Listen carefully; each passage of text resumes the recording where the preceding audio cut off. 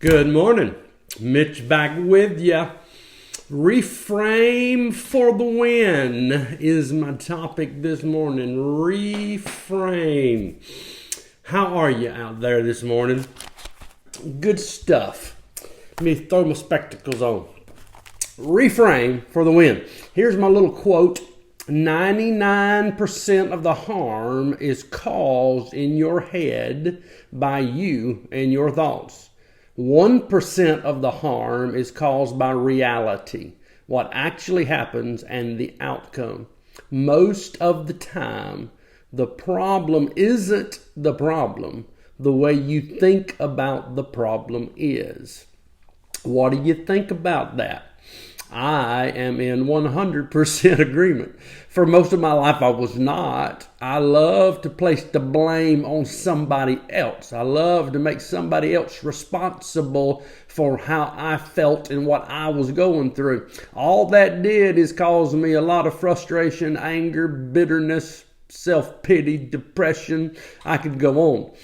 I've come to realize, man, this is reality and we've got to get this truth. 99% of the harm is caused in your head by you and your thoughts. Now, I would add there the enemy supplanting you by thoughts.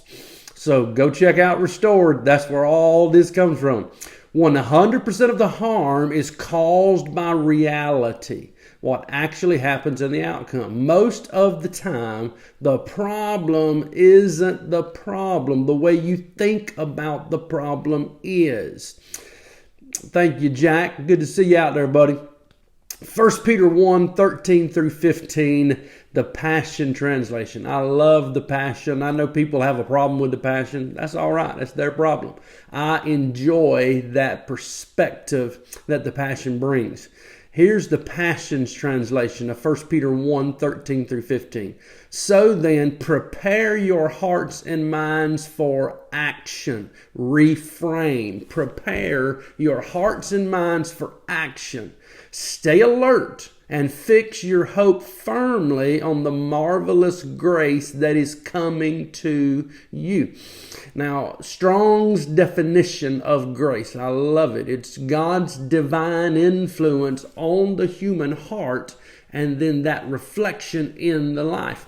So, grace. Fix your hope firmly on the grace. Fix your hope on God's influence.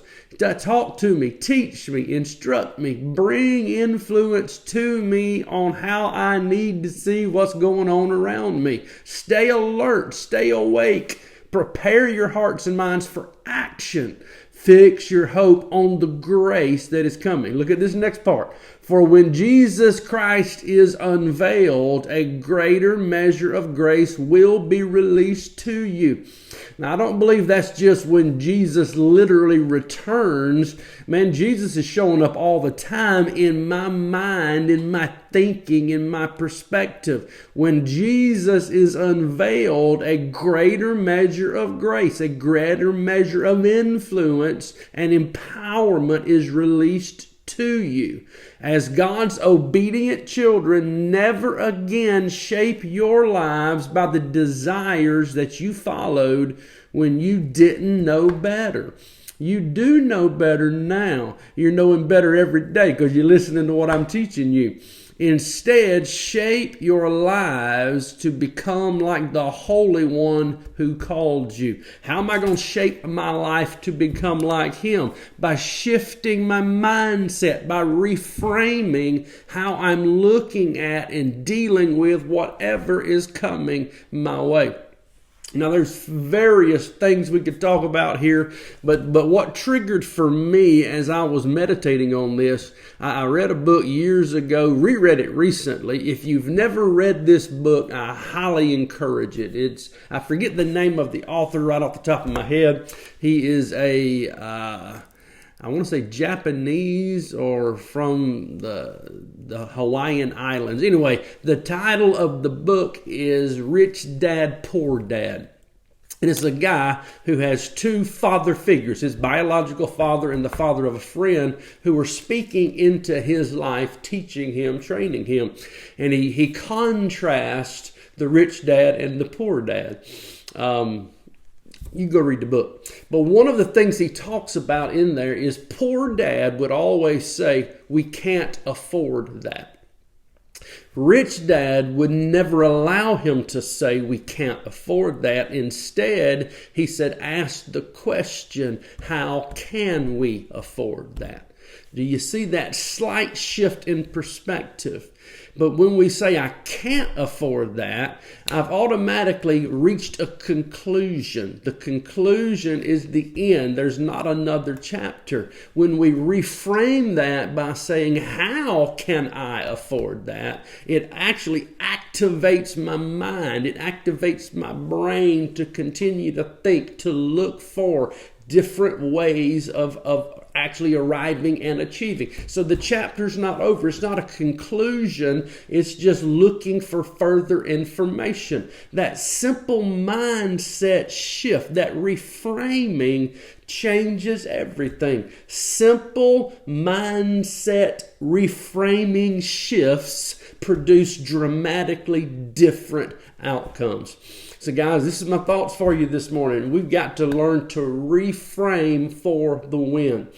99%, it says, and I love this, of the harm is caused in your head by you and your thoughts. 1% of the harm is caused by reality. What actually happens in the outcome. Most of the time, the problem isn't the problem. The way you think about the problem is. We need the influence of our Father, His grace. Seek Him. The Bible teaches us, if you lack wisdom, ask of God. He's going to give it to you abundantly. Reframe how you think. I got a little quote that I often use. Any way of thinking that doesn't match how God thinks is a form of insanity. It's craziness. It's actually sin. So guys, we can't afford to have any thought in our head that we're operating out of that doesn't come from God. We must learn to reframe any and everything. It changed my life. Went from years of anger, bitterness, depression to the guy you see in front of you today. And I'm telling you, it's worth every bit of effort that it takes to learn how to do this. Love you guys, man.